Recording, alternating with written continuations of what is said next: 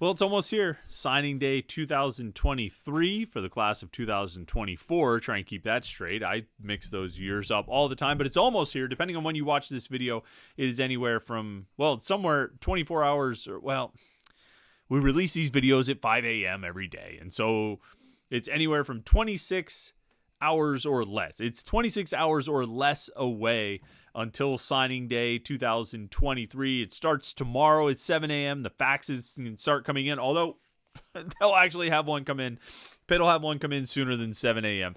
Maurice Schmoranzer is going to be back in Germany, and so he'll send his letter of intent from there, and they're on a different time schedule. It's like 7 a.m. to local time, so he can send his much sooner. It doesn't matter. The point is signing day is tomorrow. We're going to get you ready for it right here on the Morning Pitt on youtube.com/Panther-Lair.com. Yeah, it's the Tuesday edition of the Morning Pitt on youtube.com/Panther-Lair.com. Signing day is tomorrow, December 20th. That's when all the letters of intent start rolling in for all the recruits and all the transfers and everybody who's going to be part of the Pitt football team in 2024. At least all the guys that are going to be new members of the Pitt football team in 2024. They're all signed tomorrow. Signing day used to be called Christmas on the recruiting calendar. I don't know if it's Christmas so much anymore. It's different. And maybe this is what we'll talk about on tomorrow's Morning Pitt, is the difference between this new, the December signing day, which they've done for the past 4 or 5 years, and what it used to be when there was just the February signing day. It was a little more exciting then, I think, but here we get some real excitement in the middle of December instead of having to wait until the first week of February. Either way, it's happening tomorrow. We're going to talk about it here on the Morning Pitt. You know the deal, of course. Like this video and subscribe to our YouTube channel, youtube.com/Panther-Lair.com. That's where you can find all of our Pitt video content, whether it's these daily Morning Pitt videos Monday through Friday, our weekly live show that we usually do on Wednesday nights, but we're going to do it this week on Thursday night. We'll do it at 8 o'clock on Thursday night to recap signing day. Jim Hammett and I will get together for that. I think Jim will be around for it, hopefully. We've missed Jim for the last few weeks. And then we'll have some other live streams throughout the day tomorrow. We won't have our regular Wednesday night live stream, but we'll have like a mid-morning live stream tomorrow just to sort of recap the signing. So we'll have the Morning Pitt to start the day. We'll have a mid-morning live stream, probably like 9 or 9:30, somewhere around there. Maybe 10 a.m. on the dot. Maybe that's what we'll do. And then we have press conference videos. So when Pat Narduzzi talks to the media tomorrow, we'll have that video right here at youtube.com/Panther-Lair.com. The Pitt basketball game tomorrow night, which is why we're doing the live show on Thursday. They have a Pitt basketball game tomorrow night. We'll have Jeff Capel post-game and players post-game and the Purdue Fort Wayne coach and their players post-game press conferences. It'll all be right here at youtube.com/Panther-Lair.com. If you want to make sure you don't miss any of that stuff, any of those videos, subscribe to our YouTube channel. youtube.com/Panther-Lair.com is the best place to keep up on all of our video content. And of course, the best place to keep up on all the Pitt sports news is right there. Panther-Lair.com, Pittsburgh.rivals.com. Message boards to talk to other Pitt fans. We have all the coverage of Pitt football, basketball, recruiting, and all that other stuff. But the message boards is really where the magic happens. So people tell me all the time, they don't have the front page of Panther-Lair.com bookmarked. They have the message boards bookmarked. And so somebody just sent me a message the other day, and I apologize I haven't gotten back to you yet. He said, sometimes if you don't link your articles on the board, I know you publish them on the front page, but if you don't link them on the board, I might not see it because people just spend so much time on the message boards there. It's the best online community of Pitt sports fans that you can find, and they're talking about everything going on in the world of Pitt sports. So Panther-Lair.com, Pittsburgh.rivals.com for the news, the information, and the community. All right, signing day tomorrow. Got about 6 big storylines that I think are the most prominent storylines here. There's certainly more. I mean, there's 19 guys in the class as we sit here on Tuesday morning. That number could change. But there's 19 guys in the recruiting class, and we could have a storyline about each one of them. We have a storyline about most of them here, but we'll narrow it down instead of just talking about every single guy. We'll talk about every single guy tomorrow. We'll talk about a lot of them here as we go through some of the biggest storylines. And inevitably, and maybe it's a bit of recency bias, what's new and exciting. A big storyline is the transfers. Pitt's got, as of this recording, as of early Tuesday morning, 6 transfers committed that'll join the roster in 2024. We've talked about those guys a lot. We talked about them yesterday. A couple defensive linemen, a wide receiver, a running back, a long snapper, a cornerback. I think that may be it. That's the 6. And we think that number will grow. We think it'll grow to 7, 8, 9, somewhere around there by tomorrow. I think Pitt will announce as many guys as who have committed. But remember, the transfer portal stays open until January 2nd. This window right here, it opened on December 1st or 10th or whatever date it was. It wasn't the 10th. It was like the 4th. And it goes until January 2nd, which is the day after the college football playoff semifinal game. So anybody who's going to transfer now and try and get into a new school for the spring needs to be in the portal by January 2nd. That's not a date that you have to come out of the portal. When the portal closes, it's closing for entry. That door still swings open. You can still leave the portal and go to another school. It's just you have to be in by then. And if you don't make it in by then you're going to your current school for the spring semester until the spring transfer portal window opens, which is like mid-April through the end of April. It's like April 16th through the 30th or something. It's a 2-week window. And that's when you have to go at that point. You have to get into the portal. So that's sort of what we're working with. And I bring up those dates because it's relevant to consider. If we get through tomorrow, we get through signing day, and there are no players at this position or that position, if they don't get any more defensive linemen, if they don't get a quarterback, if they don't do this, if they don't do that, that doesn't necessarily mean the door is closed on getting guys at those positions to fill those holes heading into spring camp. And it's the spring semester, really. Spring camp isn't until like March. That doesn't mean that the window is closed for those guys or the door is closed. It just means that they haven't gone into the portal yet. They still have until January 2nd to go into the portal. And so that's important to keep in mind, that this is not a closed book tomorrow. Like tomorrow, when Pat Narduzzi holds his press conference at 1 o'clock, that's not the end of the story.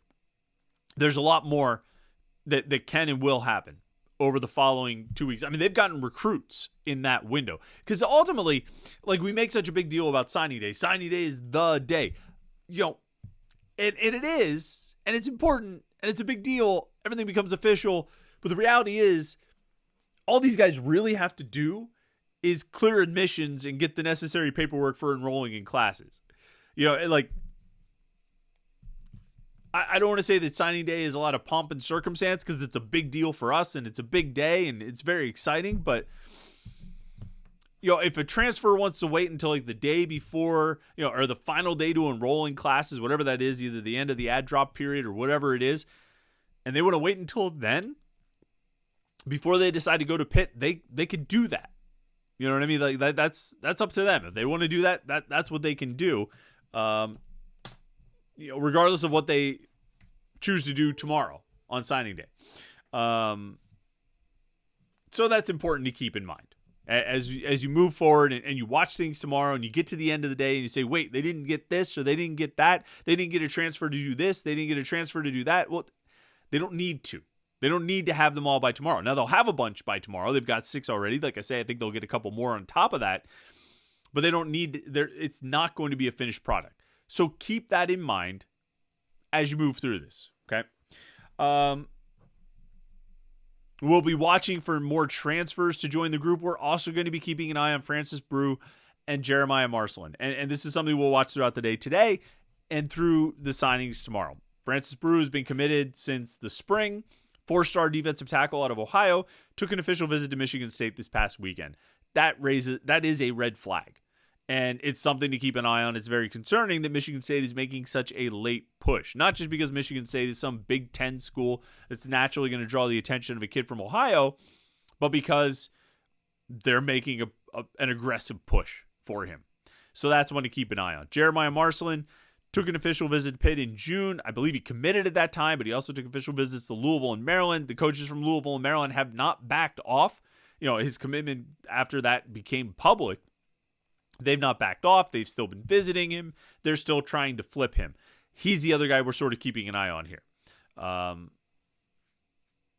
Those two guys, Brew and Marcelin, are the ones we're watching to see where they go. My guess is Pitt will get one of the two. They'll sign one of the two tomorrow. They'll lose one of the two. We'll see how that goes. If they lose Francis Brew, that's one of the 4-star prospects out of the mix. And that stings because you always like the stars. The stars are pretty.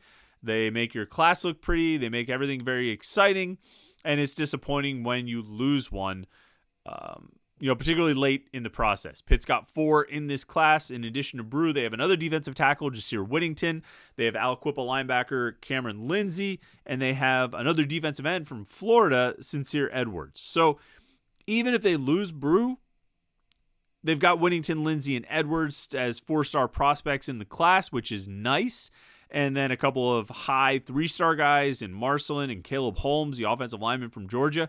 But it stings when you lose a 4-star. When you lose a high-rated guy, one of your top-rated guys, it stings. It makes things look not as nice. And it's not as aesthetically pleasing. And your class ranking takes a hit, which, again, everybody's going to be writing about recruiting tomorrow. Tomorrow's the day when everybody in the world writes about every college writer in the world writes about recruiting. And so when they write about it, they're going to talk about Pitt's class being ranked wherever with however many 4-star guys, and it's going to be a little bit worse if they don't have Francis Brew. So that stings a little bit. But some of those other guys are still good, and included among those other 4-stars, as I mentioned, are two defensive linemen. Jasir Whittington, a defensive tackle, and Sincere Edwards, a defensive end. And I bring those guys up next because they're part of another storyline for this class, which is that the coaches went heavy on linemen. Right now, with Brew still in the class, Pitt would have, if they signed the guys they have right now, they would sign 10 linemen total, 5 on each side of the ball. They got Giovanni Cooley and Edham Abaraya and Mason Lindsay, Caleb Holmes and Maurice Schmorenzer as on the offensive side, and then Jasir Whittington, Francis Brew, Ty Uhas, Zach Crothers, and Sincere Edwards on the defensive side. And there's flexibility moving around there. Maurice Schmorenzer could end up as a defensive tackle. Charlie Partridge is really excited about that. That is what he told Schmorenzer, the German native who lives in Roanoke, Virginia, which you got to keep an eye out. Tomorrow we're going to have some video interviews with some of these guys, and the interview with Mo is pretty great. Mo Schmo, fan favorite, is pretty outstanding. It's a lot of fun, and I think you'll enjoy it. But 10, even if they lose Francis Brew, and they still end up signing 9 linemen. I mean, this is a class that is aimed at restocking those positions. With 5 offensive linemen, 4 or 5 defensive linemen, maybe one of the old linemen switches to defense, so you end up, still either way, 9 guys or 10 guys.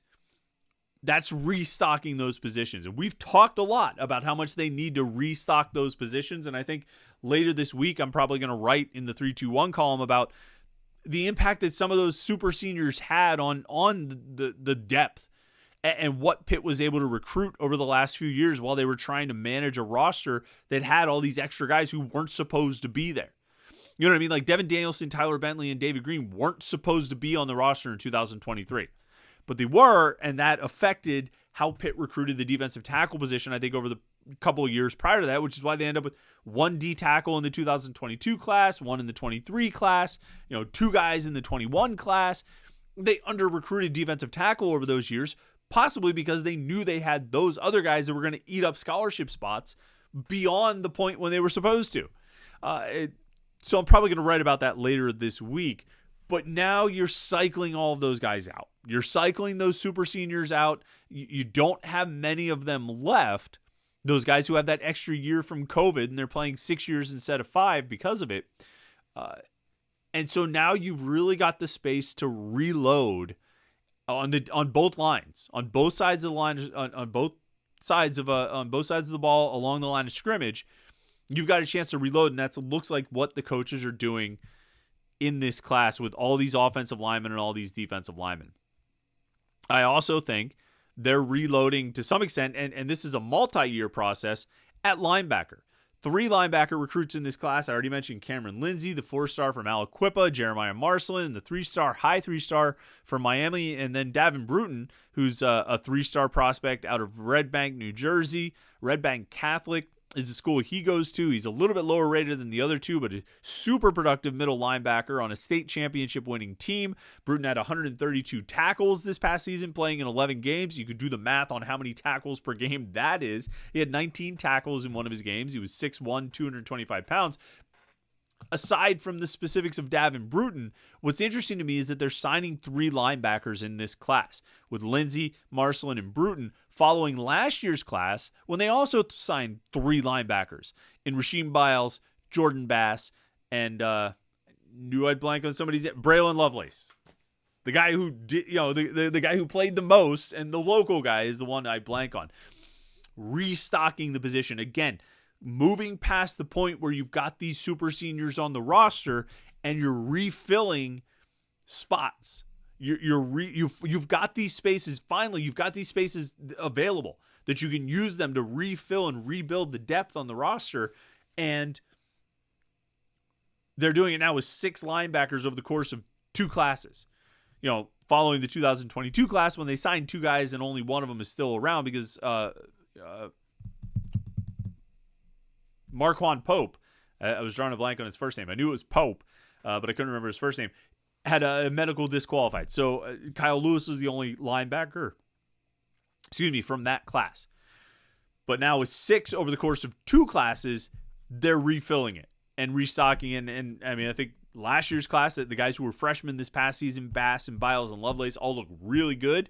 And I'm pretty intrigued with this group of Lindsey, Marcelin, and Bruton. I think there's some real potential there. So again, reloading those positions, kind of like they're doing on the lines, they're hitting the linebacker spot pretty hard too. And I mean, they're getting DBs. They always get DBs, even if they ended up in a spot where they don't have a lot of experience coming back for the 2024 roster.